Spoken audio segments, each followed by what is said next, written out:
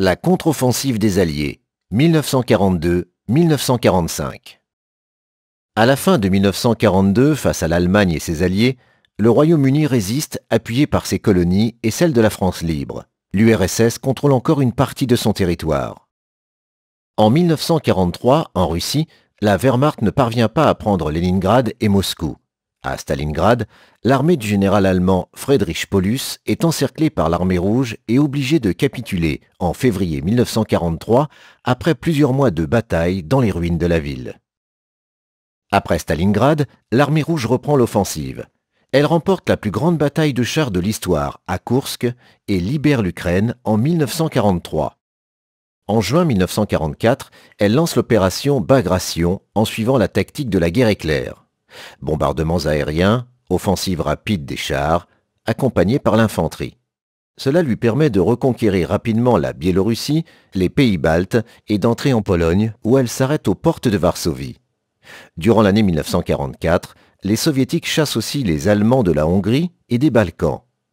Ainsi, à la fin de l'année 1944, presque toute l'Europe de l'Est est libérée. Puis, en 1945, l'armée rouge achève la libération de l'Europe de l'Est, puis entre en Autriche et en Allemagne. Sur le front ouest, les Anglo-Américains débarquent au Maroc et en Algérie en novembre 1942. Ils avancent en Afrique du Nord. Au même moment, les Britanniques battent les troupes de l'Axe à El Alamein. Elles reculent jusqu'en Tunisie où elles doivent se rendre. En juillet 1943, les Alliés débarquent en Sicile, puis dans la péninsule italienne où elles occupent Rome. Les Allemands bloquent leur progression vers le nord.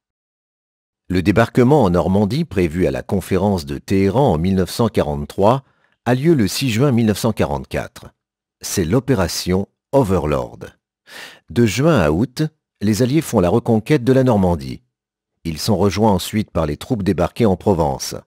La France, la Belgique et une partie de l'Italie sont libérés durant l'année 1944. En 1945, ils entrent en Allemagne et en Autriche par l'ouest. La rencontre avec les Soviétiques se fait sur l'Elbe. Le 30 avril, l'armée rouge s'empare de Berlin après une semaine de combat. Hitler se suicide pour ne pas être fait prisonnier.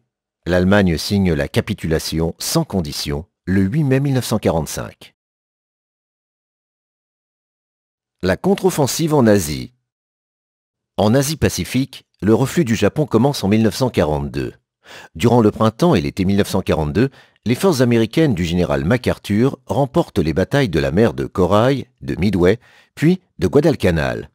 En juin 1942, la bataille de Midway est décisive. L'aviation américaine bombarde les navires japonais et met fin à la supériorité navale du Japon dans l'océan Pacifique. Les Américains et leurs alliés reprennent les îles occupées par le Japon les unes après les autres. Ils font face à une résistance acharnée des Japonais. Les kamikazes n'hésitent pas à écraser leurs avions sur les porte-avions américains. Au début de l'année 1945, les Américains se rapprochent de l'archipel nippon en bombardant systématiquement les grandes villes. Pour mettre fin rapidement à la guerre, le président des États-Unis, Harry Truman, décide d'utiliser l'arme atomique contre le Japon. Le 6 août, une première bombe nucléaire est larguée sur Hiroshima, détruisant presque entièrement la ville. Le 8 août, l'URSS attaque les forces japonaises en Mandchourie. Le 9 août, un autre avion américain largue une deuxième bombe sur Nagasaki. Le 15 août 1945, l'empereur Hirohito annonce la fin des combats. Le 2 septembre, les représentants du Japon signent la capitulation sur le navire américain USS Missouri dans la baie de Tokyo. Toute l'Asie est libérée alors que le Japon est occupé par les forces américaines du général MacArthur. C'est la fin de la Seconde Guerre mondiale.